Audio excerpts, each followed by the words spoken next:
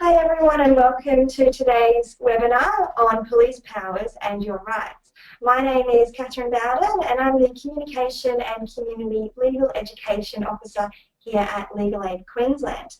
I'd just like to start today by acknowledging the traditional owners of the land on which we meet today and pay our respects to elders past, present and emerging.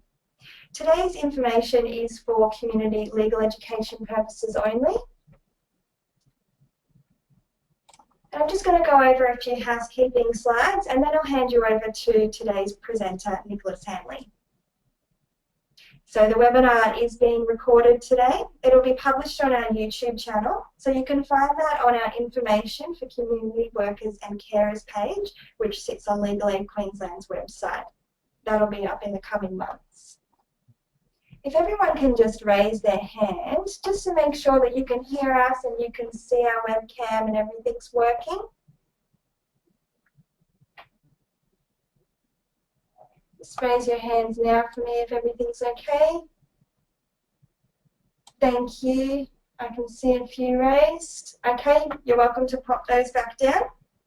If you are having any technical issues, the number to call is on the screen there. It's 1-800-136-402.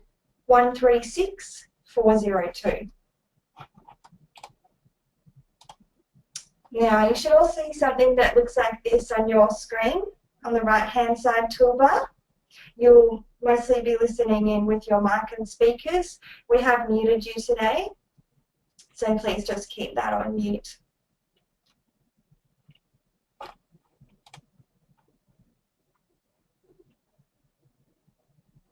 And you'll be able to ask questions today by typing into the questions bar. So you can see this in the toolbar as well. If you pull out questions, type those in there. We're asking you to hold those until the end, and Nicholas and I will let you know when we're calling for questions. Please don't mention any clients' names. Just ask general and useful questions. Think about things that might benefit everyone in the webinar rather than specific client issues. If you can take a moment to download the PowerPoint today, that'll be a useful resource for you. So again, that's in the right-hand side toolbar. Just expand the handout section out and click on the PowerPoint. You can download that anytime throughout the webinar.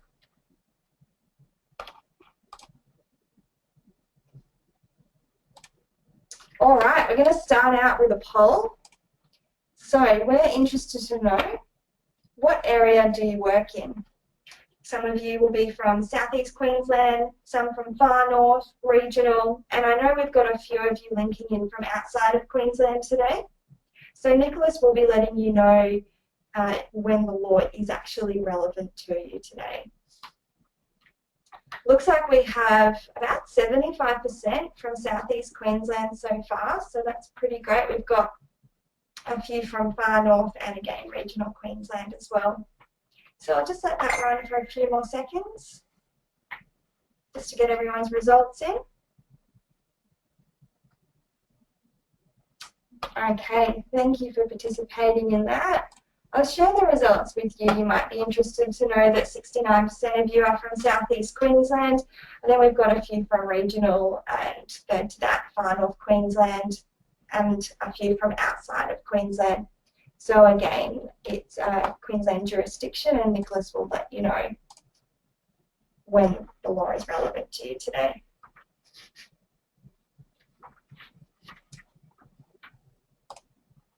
All right, I've just got one more question for you. How would you rate your knowledge of Legal Aid Queensland? Do you feel like you know a lot about legal aid and you've got a high knowledge of it? Probably worked with us a lot, or you've got a good knowledge, there's still a lot more you'd like to learn. Some of you will have limited knowledge, which is why you're here today, which is great. And actually we've got quite a few of you with no knowledge of legal aid, so hopefully you'll learn a lot about us today and you'll be able to use our services in the future.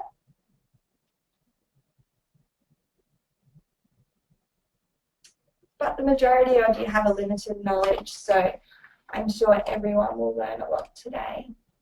Share those results with you now so you can see. Half of you have limited, 34% good.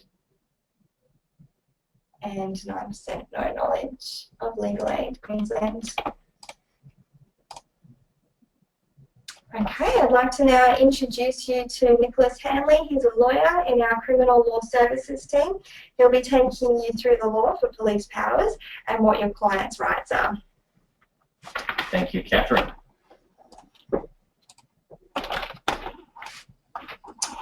So to start off with, can I just say that what I'm discussing today, the majority of it relates to Queensland specifically.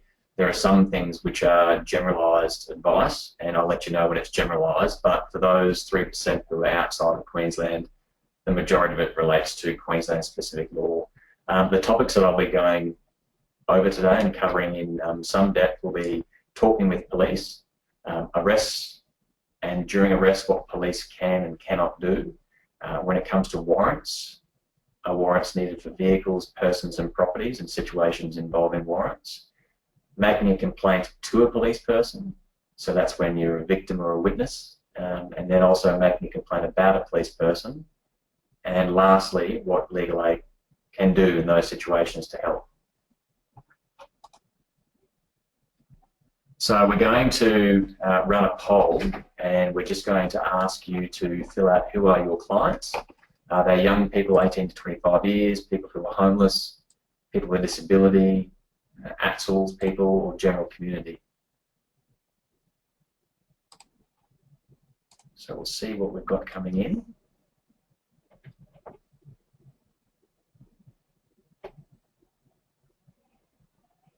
So it looks like at the moment there's the majority of your clients in general community, but there are a number of young persons, and there is an equal spread across homeless and people with disability, and a small percentage, it looks like, who are Aboriginal and Torres Strait Islanders. So the majority are general community.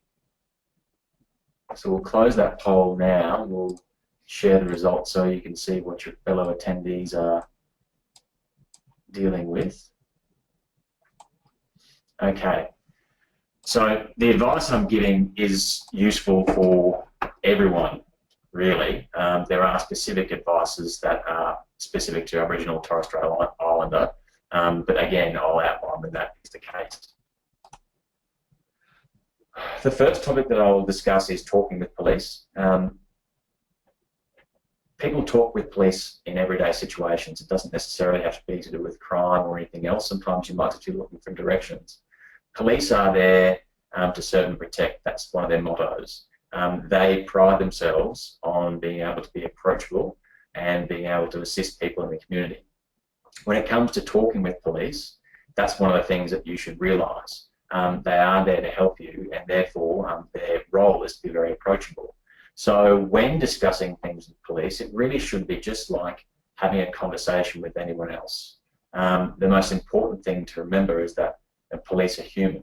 So when I say that, it means that if you were speaking to someone in the street, you would speak to them and you'd be courteous and you'd be respectful to them, and it's the same with police. So if you're asking for directions, you ask politely. If you're asking for assistance in relation to something that you believe you've witnessed, then again, be polite and say, well, this is what I've just witnessed. Can you give me some assistance?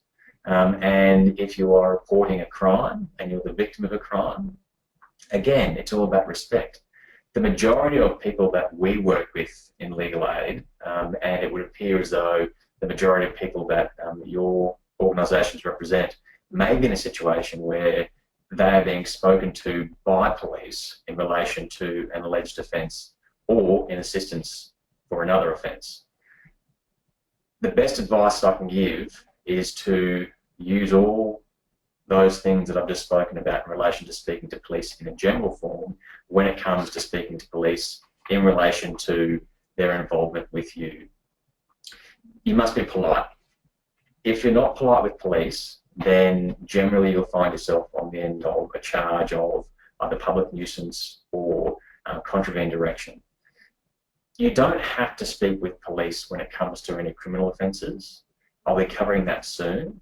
But when you do interact, it's just important to understand that they have the power in those situations to charge you with a number of offences. So when they do speak with you, just be careful about how you respond in kind. Best advice that I can give to my clients, who are often coming in as duty lawyer clients. So that's a duty lawyer client is someone who turns up to court and they don't have a lawyer and they see me on the morning of, and they'll say, I don't understand why I'm here and why I've been charged. It may be an offence such as public nuisance because they were raising their voice and telling the police to go away. In those instances, I say, if you had have just assisted the police by answering what you were doing on the train station, and the answer was you were catching a train, and you didn't respond angrily and get upset because they were targeting you, then you would have found that you probably wouldn't have been here in the first place. So it's a matter of always keeping a level head and also being cool in the situation. Talking with police has another side to it, and that is that your right to silence. So when police do speak to you, then you must understand that if it is in relation to a criminal offence or an alleged criminal offence, you don't have to speak to them at all. The only things that you generally must tell a police officer are your name and address. So there are a lot of people who find themselves answering questions to try and be helpful with police, but the problem is that that generally is being recorded and it will generally be used against you in some way or another. Police are required to give you your rights if they are questioning you formally, but if they're questioning you informally, oftentimes they'll have their recorder going and you may inadvertently say something that's going to get yourself into trouble. So the advice that I can give to you to give to any persons that you are assisting is that if they believe that they are under some kind of investigation, alternatively police are trying to find out that they've done something wrong, the simple answer is to give them your name and address and then just say, I really don't wish to speak to you any further without either a lawyer present or without a support person present. But through all of this, the main point is police are human, so speak to them in a way that you would like to be spoken to yourself, even if they aren't speaking to you in that way, and realise that level heads prevail. And at the end of the day, if you remain calm, it can only do good things for you. So I'm going to do a poll again, and this is how often do your clients talk to you about interactions with the police? And the answers that you can choose are every day, every week, occasionally, and rarely. This will give us an idea of whether or not your clientele are dealing with police regularly and how useful this seminar is going to be, of course. So we've got the results coming in. We've got a majority is occasionally, with over 50%.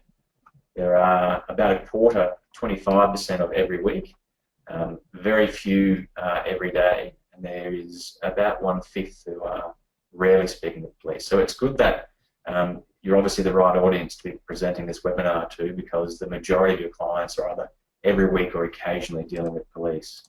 So we'll publish those results now, and the poll has just been shared. Throughout this, I'm going to obviously try and add some humour into it, and this is just something I got off the internet, which I won't leave up there for too long, but there are certainly things that you shouldn't be saying to police officers, and this is just a funny list of those things not to say. You can muse over that after this webinar is finished. So we're moving on to the more nitty-gritty stuff, which is obviously what I specialise in, and that's arrests, what police can and cannot do. And these are some of the questions that I'll be covering. I'll also be covering some other questions that I haven't put on this list. The first one is, do I have to answer questions? So this backs up from what I was discussing before in relation to speaking with police. The simple answer is you don't have to answer any questions beyond what your name and address is.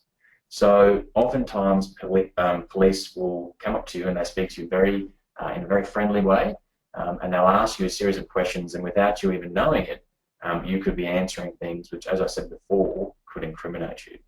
So when it comes to answering questions, the simple answer is you do not have to answer anything other than your name and address. If police press you, oftentimes people feel uncomfortable and they don't know what to say. As I said previously, with your clientele, it's best to just let them know that in a polite way, they can just say, I've given you my name and address and I don't wish to answer any further questions. I will need a lawyer present, or I'll need a support person present if I am going to answer any questions. Police have to respect that, and they're not allowed to pursue questioning. Unfortunately, there is a small number of police who will continue to ask questions and suggest to you that it's okay, we're not going to get you in trouble, we just want you to help us out. And if you help us out, then that's going to be a really good thing. People feel pressured, and they feel, oh well, he's being very nice, so I might start answering questions. In those situations, generally you can't undo it, so don't feel too bad for yourself, and if you're dealing with your clientele, don't make them feel bad for doing that, but just give them that advice that in the future they really shouldn't do that. An example of how it can work against you is one of my jobs is to represent people who are in custody in court. It's called in custody due lawyer, and part of that role is I read them out the charges that they have received from police, and then I advise them their options, which are on that particular day to apply for bail or not to apply for bail. And the number of clients I have who are shocked when I say police are objecting to your getting bail. And they will say to me, but the police told me if I answered their questions, then they wouldn't object to me getting bail. So they're not technically allowed to do that. It's called an inducement, but there are ways in which police will suggest that if you help them, then they have no problems with you, but it'll all be used against you, because the police's job is to find and catch criminals. So their primary purpose is to solve offences. So that is what you can and cannot do in relation to answering questions. And you can see the second question there is, what questions do I have to answer? And there's only one, which is your name and address. Can you be searched is one of the next questions that I'll answer. You can be searched. It's the circumstances under which that occurs. Generally, police can only search your person if they believe that there is either a drug or a weapon on you or evidence of some other crime. Ordinarily, police would need some form of warrant, but I'll get into that later. But when it comes to searching, they can search you. What to do in those situations is very important, because if they do find something on your client, then that isn't the end of the story, because if it's deemed that that search is unlawful, then we're in a situation as lawyers where we can argue that that is the case, and that evidence shouldn't be used against you. My general advice to anyone when it comes to searches by police on their person is to always say no. Even if you think that you've got nothing to hide, always say no. That doesn't mean they won't continue to search you, but it means that you have placed it on the record, which is their microphone, because they're always recording, that you don't consent to it. They will then proceed to, if they think that they have what's called reasonable suspicion, to search you.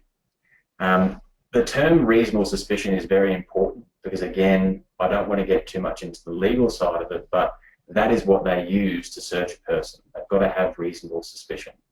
There is a definition for that. In a nutshell, it breaks down to what a reasonable person would believe in the circumstances. So, for example, if police come up to someone on the street and they speak to that person, and that person has glassy eyes, smells of cannabis, and they have a suspicion that they may have cannabis on them, you would ordinarily find that was a reasonable suspicion because all of those indicia were present. So they had the glassy eyes and the smell of cannabis. But an example where it would not be reasonable is if I was walking down the street today and police came up and said, I wish to search you, I think we've got drugs on you. There's nothing about my presentation, hopefully, that would give them that impression. And so the role in that situation would be for me to say I don't consent. That is the other issue when it comes to searches, is that if you do consent, it doesn't matter how unlawful their suspicion is, once you have consented, then lawyers can't argue that that evidence be thrown away. So there are a lot of decisions in the court which have said that if you consent, then lawyers have no right to argue against anything that's found on you. So again, the advice that I give to you to give to your clientele is that they should always say, I don't wish to be searched. Even if they think they're helping, they should say that I don't wish to be searched. Like I said, if a search occurs, leave it to the lawyers later on. In relation to arrests and questioning back at the station or out in the field, the question often arises is if the person needs a support person there. Children under the age of 17, so 17 and under, it's about to be changed in Queensland to 18, so 17-year-olds will be considered children again. They are required to have a support person present. So if police are questioning any child, it is the police's obligation to have a support person there. Other people who may wish to have support people are people who have intellectual disabilities or people who have some kind of mental disability or mental infirmity. Police must give you your rights as to whether or not you are allowed to have a support person there. Generally speaking, without going into all the different nuances, when police are about to question you, they must give you your rights, that is the right to remain silent. You always have the right to have a lawyer present, and in certain circumstances you have the right to have a support person present. One of the questions which came through prior to this, and we'll be taking questions at the end, but specifically relating to this, was people who require interpreters and or people who are deaf. It's police's obligation to always ensure that you are able to understand any questions and the process that's at hand. So if you are deaf, police cannot just wing it and ask you questions. They would be required to have an Auslan interpreter there. Similarly, if you are from a different country and your clientele don't understand English properly, it is their obligation to make sure that there is an interpreter there. They can suspend any questioning for a reasonable amount of time to have those people present, but if during that time they cannot get someone present, then the questioning will need to occur on a different day. In relation to arrests, as a bit of a joke, I put the last one in, can I run? I put that in there because it's amazing how many people think that's the best idea to do. They're scared, they think something bad's about to happen, but in running and or not stopping, then you're committing an offence of obstruct police. So even though their initial investigation might not lead anywhere, they'll certainly charge you with leaving them. Another little internet sensation. So we're going to run another poll now. So under a search warrant, a police officer may enter your client's house and open locked cupboards in the relevant area. So we haven't covered search warrants yet, but I'd like to have an idea of what you think before we talk about search warrants.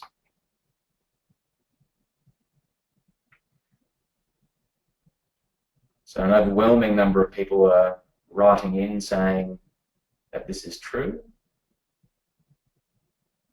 So it looks like we're sitting at about a little above 85%, 88% for true and 13% false. The answer is, of course, true. We'll publish the results, and I'll deal with warrants specifically when we move on to the next topic.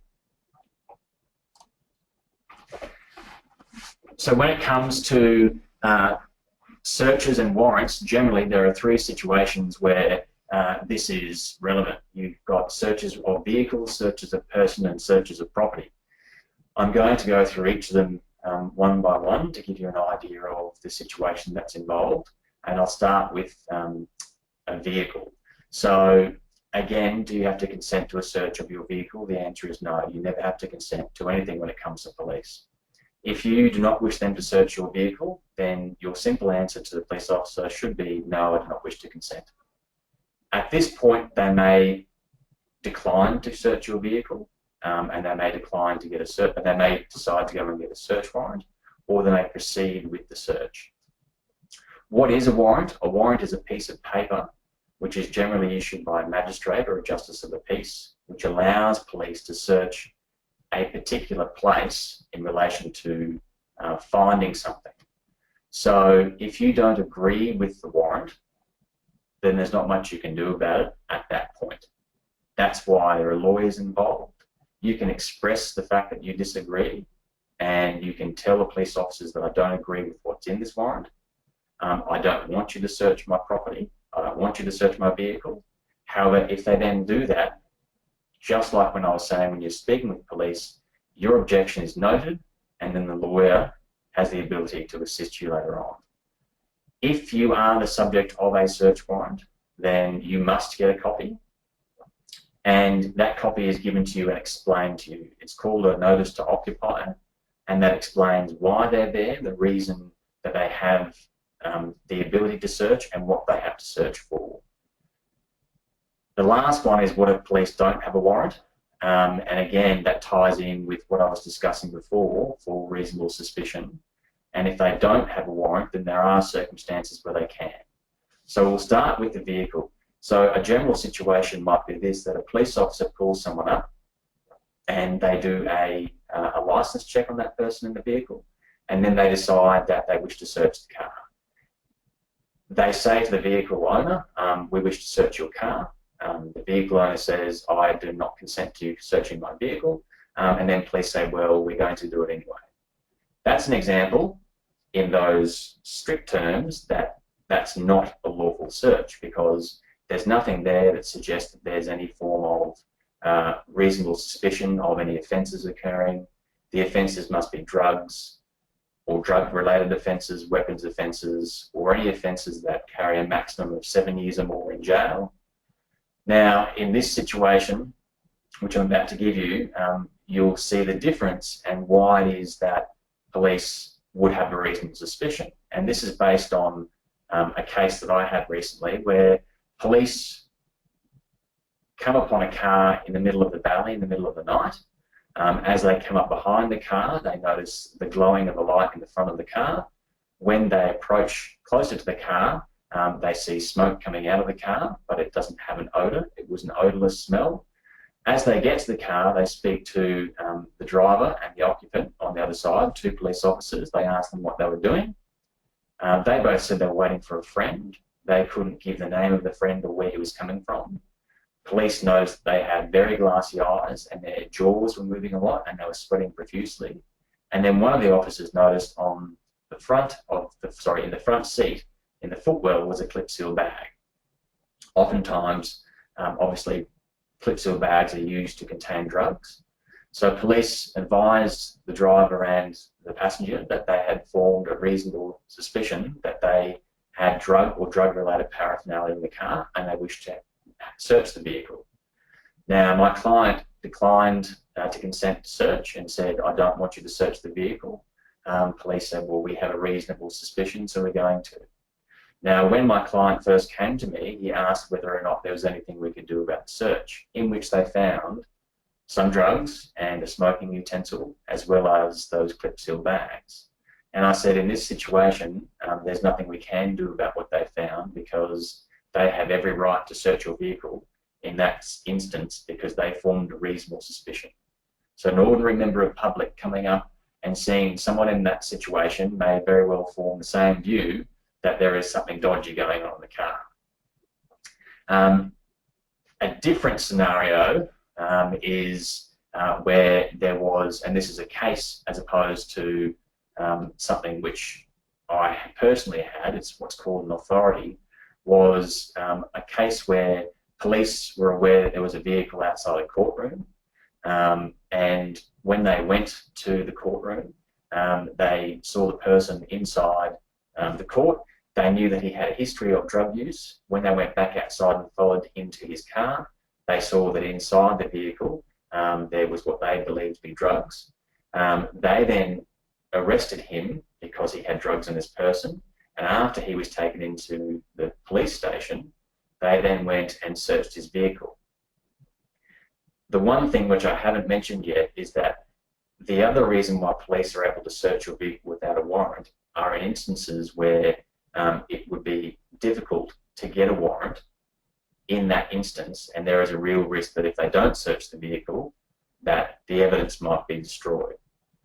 So in that situation that I gave you when someone was in their car in the street, if police didn't search that vehicle straight away, there's every chance that because no offence has been committed as of yet, they can drive off. This instance, where the gentleman had already been arrested, all of a sudden police had him in custody, his car wasn't going anywhere, and they made the decision to search the vehicle and they found 500 grams of cocaine. His lawyers argued successfully that in that instance, it wasn't lawful to search, even though they had a reasonable suspicion because they were able to get a search warrant very easily at the courtroom they just left, and there was no chance of that evidence being destroyed or removed. So they're the two types of searches of a vehicle, one with a warrant and one without a warrant. Breaking it down simply, do police believe that there is an offence that's been committed? Are they in a position where they can delay the search and get a search warrant? If they are not able to delay it, they can search your vehicle. If they can delay it, that is, they can somehow detain you under a different arrest warrant, then they'll need to get a warrant from a court. In relations to persons, it's almost identical. So there is no such thing as a warrant for a person. You can't get a search warrant for a person. You can have an arrest warrant for a person. An arrest warrant is where police have already established that you have committed an offence and they're trying to find you to physically arrest you. So that's simply a piece of paper which says, again, from a magistrate of justice of the peace, that upon police finding this person, you can be arrested. That's very simple. But there is no such thing as a warrant to search a person.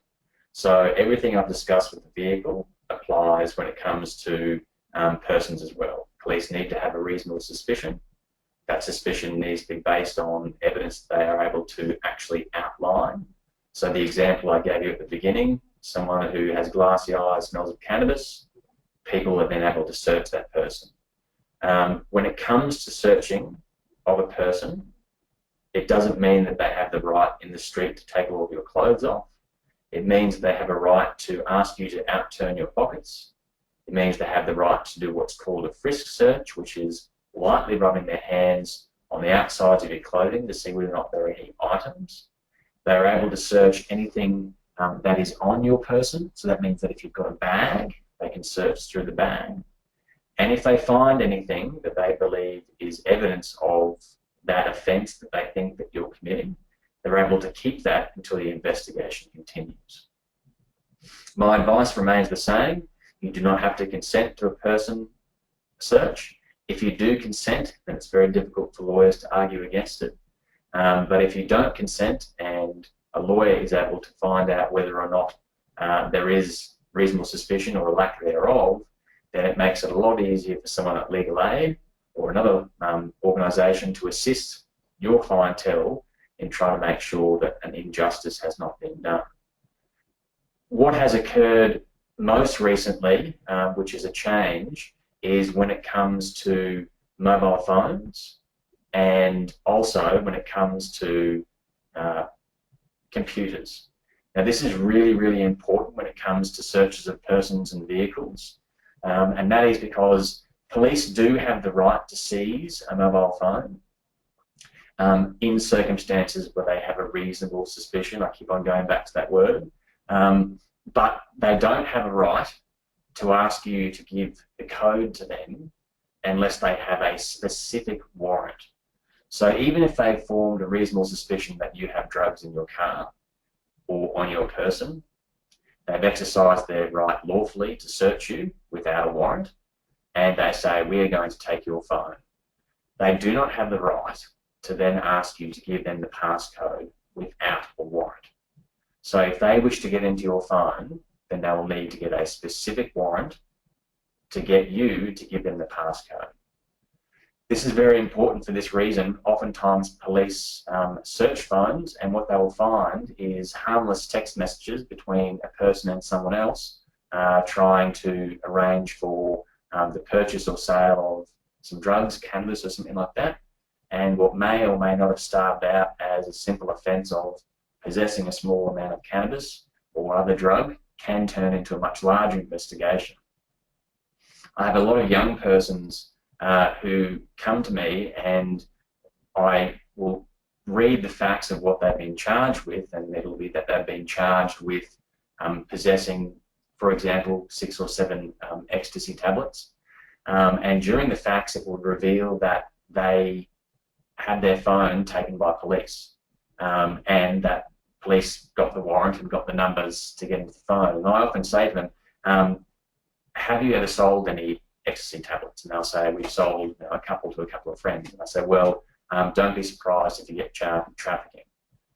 Trafficking is obviously the offence of carrying on a business. Broken down simply, if I were to sell drugs to 5 of my close friends over a period of time, that is a business. I sell something, I get something in return. The number of young clients that I've had over the years who have no criminal history, are otherwise generally very good people, have fallen into drug use recreationally and didn't think there was anything wrong with selling to friends, find themselves before the Supreme Court looking at some serious jail time for that. So when it comes to phones, that is something which you should be telling anyone who you work with, that regardless of what police say, unless there is a warrant, they just do not ever give across that passcode. When it comes to the searching of property, and by property I mean a dwelling, because houses are their own different place to search, again, similar principles apply. If police believe that they have a reasonable suspicion that there is an offence occurring in the house, then they can search it without a warrant. Given that houses aren't able to be moved as easily as vehicles, unless you've got a house that's sitting on the back of a trailer, police generally will not search a house without a warrant. There are very few circumstances where police will conduct a search without a warrant on a house, because it is obvious to see that if they have that much concern, then they can go and get a warrant. Circumstances where they may not have time to get a warrant is if they believe that there are small amounts of drugs and they think they can be flushed down the toilet. So in those situations, police may be able to come in. When they are within a vehicle, when they are within a house, they are not allowed, as opposed to person where they can search your entire person, and vehicle where they can search your entire vehicle, they are not allowed to search the entire house. If they come in and they have a reasonable suspicion of an offence, they are required to search only the area where they believe that offence is occurring. When it comes to a search warrant, as was the question before, can they search inside locked cupboards? They can search anywhere that is stipulated on the warrant or is related to the offence which is stipulated on the warrant. As an example, it might simply say, police have reasonable suspicion that there is cannabis growing in this house in the basement, and evidence of cannabis being cut up and sealed in the kitchen. We therefore are going to search for these things.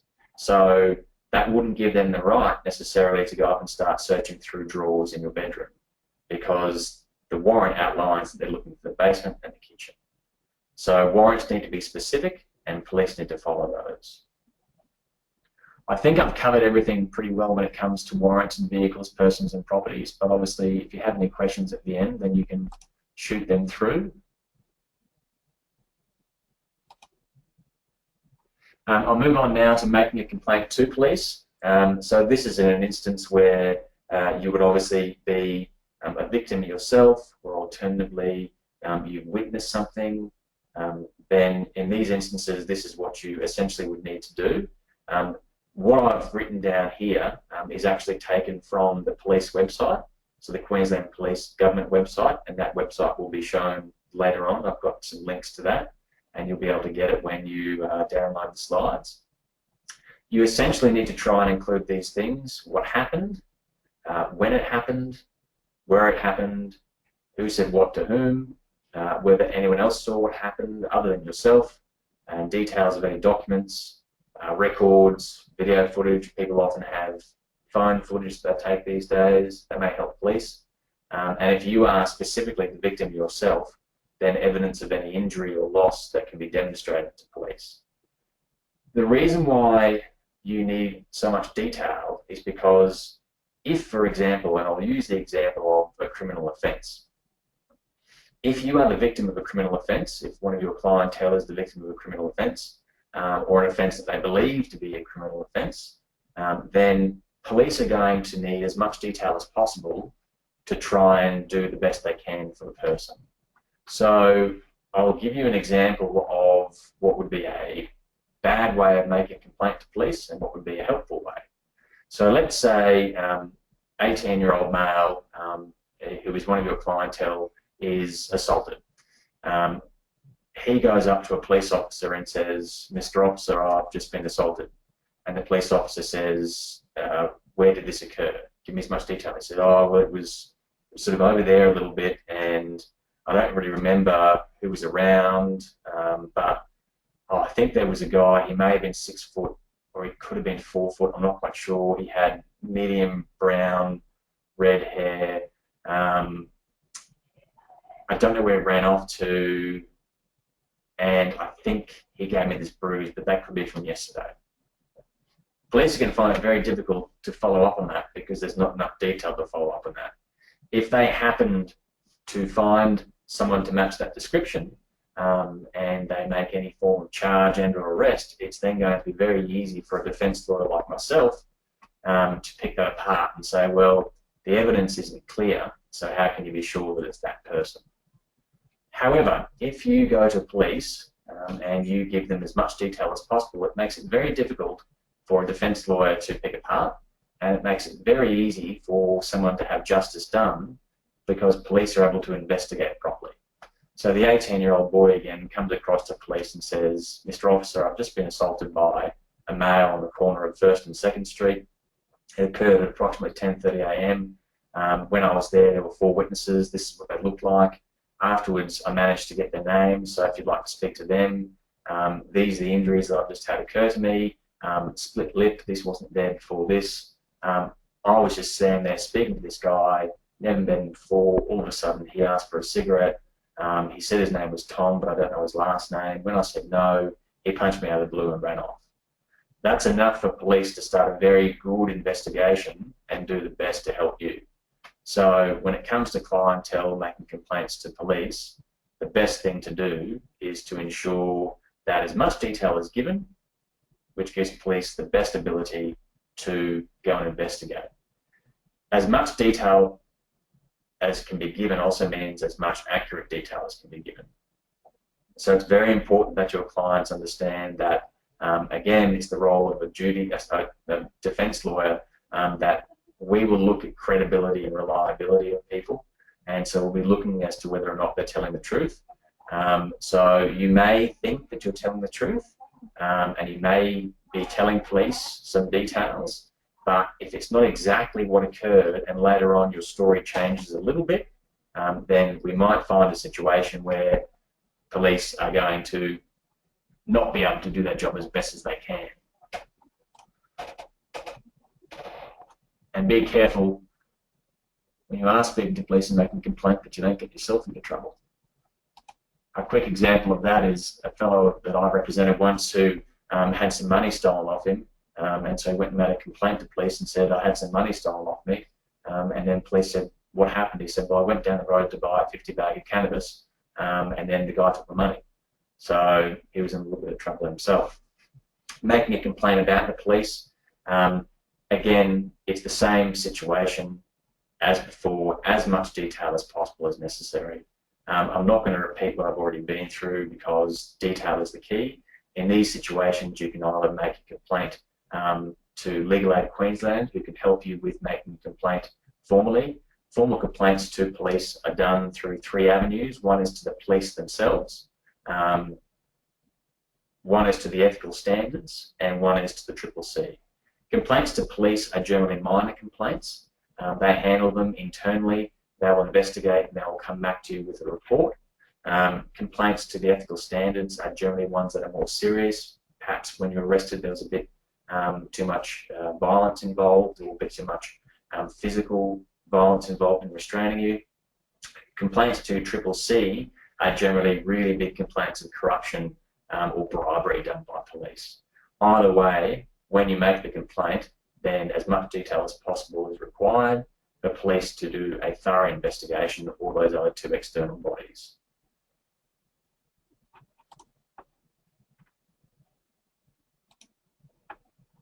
Once you've lodged the complaint, police make sure that your confidentiality is protected, your complaint is managed objectively, and all of those other items there. The idea is to make sure that police maintain their reputation. Those are the 3 websites that deal with complaints. That's the police website, ethical standards, and the CCC. Legal Aid is obviously where I work, and these are the services that we provide. I won't read through them. These are only a small part of them, but in a nutshell, we assist people with legal issues, legal information, representation, ensuring that you have your day in court and that you have justice done properly and that you have the right to representation. And also you have access to information and access to everything you need to know to make sure that there is not injustice done against you.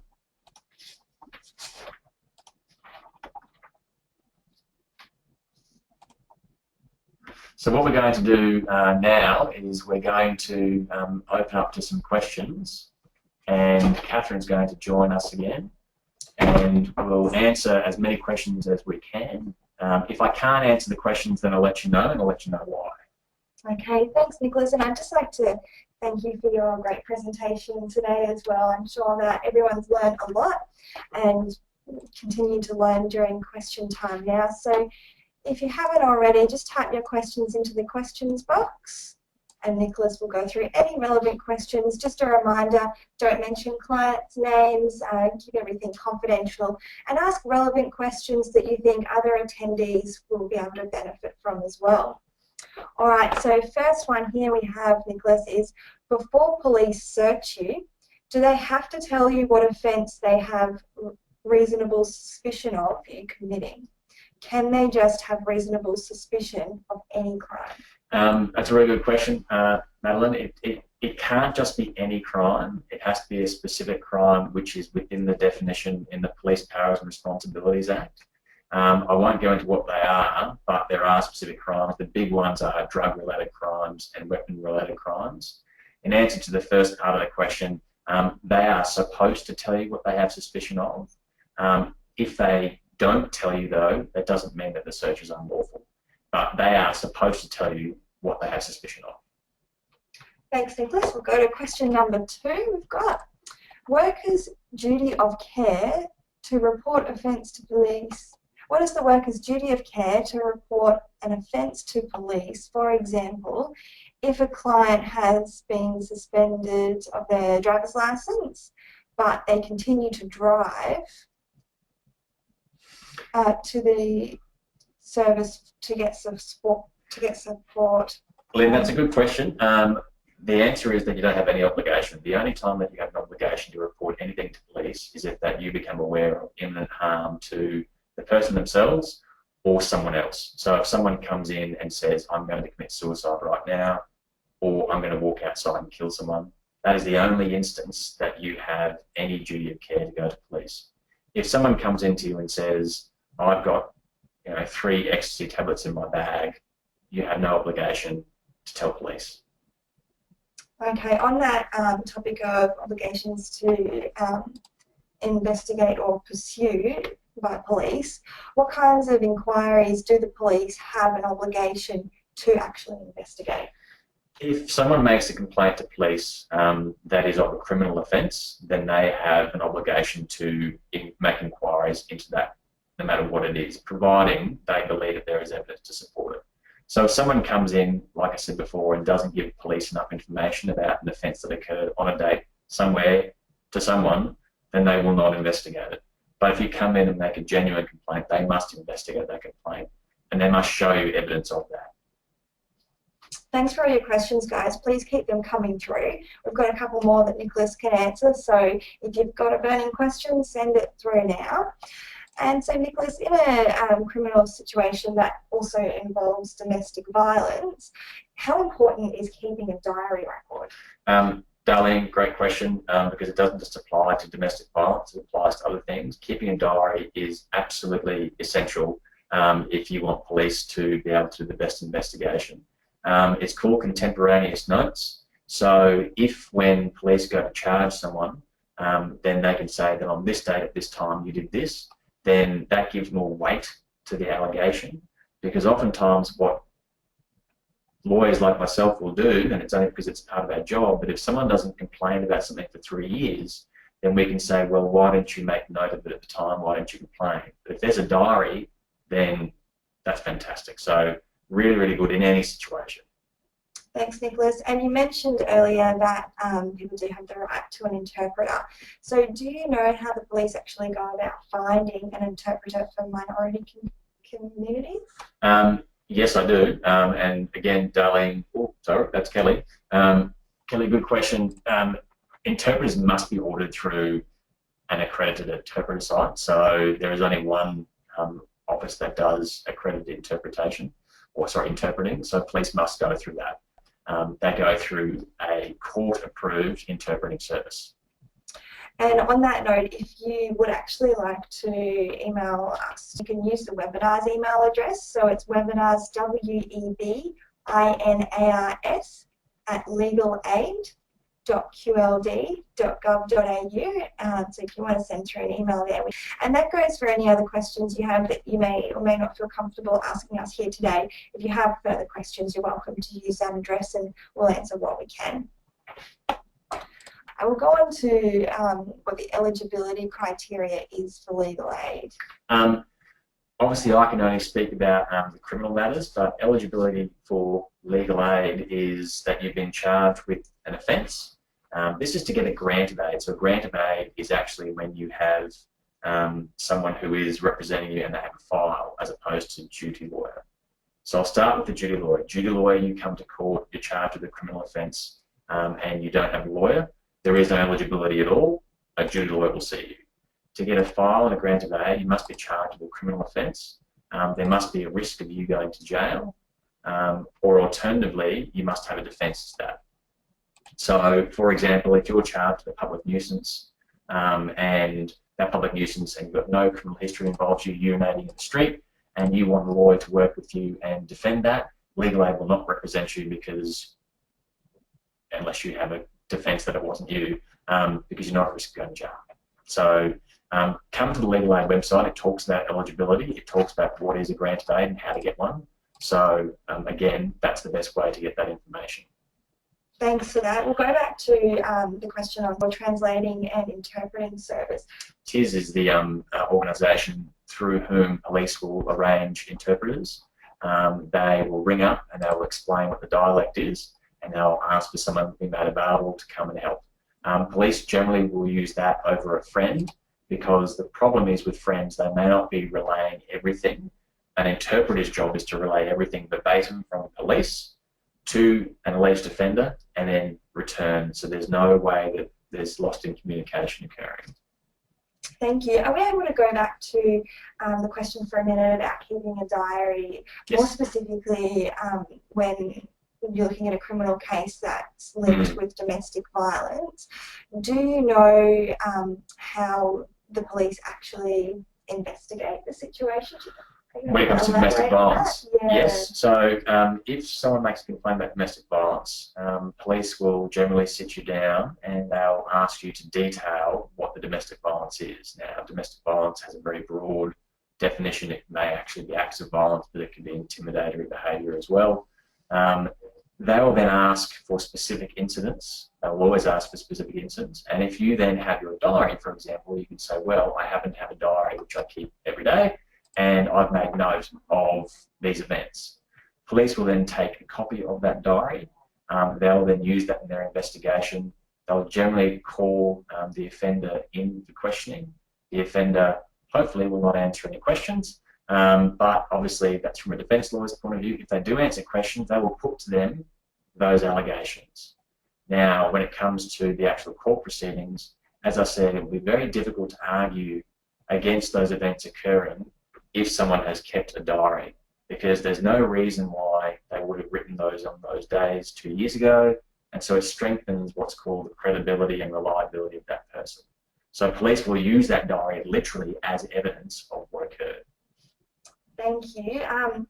We'll go into a bit more detail about some serious criminal offences. So, for instance, in the case of attempted murder, when a legal aid lawyer such as yourself would be sitting in with a suspect who's been questioning by police for attempted murder, what is the cut-off for a serious offence such as rape? There's no real cut-off insofar as generally a legal aid lawyer will only come and help assist you at a police station if we've got a file for you. we don't have the services such that we can just go down to a police station with someone who has only just been charged with an offence. We do have the ability to give you phone advice, and the phone advice will be the same across the board. And no matter what your offence is, be it murder, attempted murder, rape, assaults, drugs, down to very small offences, summary offences, public nuisance, urinating, our advice will be always do not give an interview. So that is our standard advice. We do not condone interviews under any circumstances whatsoever, because there are just too many ways that an interview can be used against you. There are a lot of people who think that I've done nothing wrong, I want to help clear my name. The simple answer is if you've done nothing wrong, there'll be no evidence of it. But if you happen to have a legal aid file and you know that you're about to be charged with a further offence, then yes, you can arrange for a legal aid person to come to a watch house with you for the purpose of being charged, and there is no cut-off for that. So we can assist you in being charged. We'll literally sit there and advise you not to answer questions. You'll be charged and then you'll be released. And Nicholas, what about if the client has any mental health issues? What extra precautions do police take then? Police need to make sure that a person is able to understand the process of what's occurring. So if you have an intellectual disability or you have a mental health disability, you're suffering from psychosis, schizophrenia, they need to make sure that you're aware at the time of what's going on. They will essentially apply the same test that we do as lawyers when it comes to mental health. It's called the Presser test. It's a case which involved a fellow called Presser. Essentially that you understand the nature of the charge, so you understand what you're being charged with, you understand the procedures that are occurring, you understand the police's role, you understand your right to silence, you understand what will eventually happen insofar as you understand what a prosecutor is, what a defence lawyer is, what a judge is. They will make that very brief assessment, and if they believe that you are essentially cognizant or you understand what's going on, they will proceed. If you have severe disabilities, mental health wise or anything else, then they will have an obligation to make sure that you have a support person there, or they just discontinue questioning. And what if they don't take all of those precautions and the police use racial slurs and they're quite aggressive towards the clients? Can you remind us again, how can community workers help their clients make a complaint against that police officer? Again, if someone makes racial slurs or is very aggressive towards someone, the best thing to do is not to get aggressive back, because that doesn't help the situation. Police are there to serve and protect, but we all know there are too many instances where police have gone above and beyond what they're supposed to do in a bad sense. They've been aggressive, they've been physical, they've been abusive. The best thing to do is to immediately make a note of it. So if the client comes into you, help them write a note, a contemporaneous note. You are allowed to record police's interactions with you. So if the police are interacting with you and you've got a phone, you are actually allowed to record that. Oftentimes they'll tell you that you're not, but you are. So doing that can assist. And then making the complaint as quickly as possible. If you make a complaint as soon or as close to the event as possible, it gives it more weight. So it's more believable if it happened this morning and I immediately go and make a complaint, as opposed to waiting for a week. So it's always about documentation, detail, and complaint. Thanks, Nicholas. I know you've reminded us about a few things that you touched on in your presentation during question time, but if you had to pick just 2 or 3 top takeaways from today's webinar, what would they be for the community workers? I think it's advising your clients what they should expect when police approach them on the street. Too many times, particularly young people, don't know their rights. So the right to not answer questions except for your name and address, and the right to not consent to a search. I've had too many people who say, police came up to me and just said they wanted to search my bag, and so I did, and they found drugs, but they had no reason to believe drugs were in there. That's the first one. And the second one is how to make a complaint as well, because too often times we have clients who are not only the subject of charges, but they have been the subject of offences as well, as I'm sure you would have. So ensuring that people know what is the best way to make a complaint, and particularly how to best prepare yourself to allow police to investigate successfully. So all that detail, contemporaneous notes to allow police to investigate. Thanks, Nicholas. That's about all we have time for today. So thank you again for your great presentation for the community workers, and thank you to our attendees as well for linking in with us today and asking such useful questions that really would have benefited a lot of people here today. So we're going to close the webinar, and again, if you do have a question that didn't get answered, you can email us at webinars@legalaid.qld.gov.au. Just a reminder that we have recorded today's session. It will be captioned and it'll be published on our YouTube channel, which can be found on the Information for Community Workers and Carers page. That's on the Legal Aid Queensland website. We'll email the link around once they're published, so stay on the list and you'll receive all of the webinar links as they are published. Our next webinar will be in April, so keep an eye out when the registration link comes available. That link is on the screen now. And I'm just going to go to a quick survey when I close the webinar. If you do have time today to answer those questions, they would really help us. They have all been designed by Legal Aid ourselves, so we would appreciate those responses because they help decide what topics we'll present on in the future. So thank you again. Enjoy your weekend, everyone.